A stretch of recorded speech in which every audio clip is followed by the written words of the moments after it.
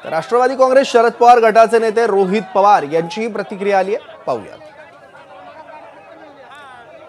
कर्नाटकाच्या इलेक्शन मध्ये जातीवाद आणि धर्मवाद बीजेपीकडनं खूप मोठ्या प्रमाणात केला होता आणि भाजपची विचारसरणी आपण बघितली नाही तर प्रतिगामी विचार जर बघितला तर त्यांना धर्मवाद आणि जातीवाद मध्ये जास्त रस आहे।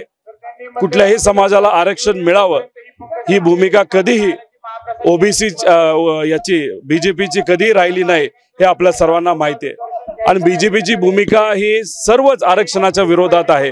मग अशा परिस्थितीमध्ये मला एवढंच सांगायचं आहे की भाजप काय करते तो ओबीसी विरुद्ध मराठा करते, तसंच धर्मामध्ये वाद निर्माण करते आणि कुठेतरी महाराष्ट्राचं एक स्वाभिमानी विचारसरणी जी आहे ती कलुषित करण्याचा प्रयत्न हा बीजेपीकडनं केला जातो। एबीपी माझा, उघडा डोळे बघा नीट।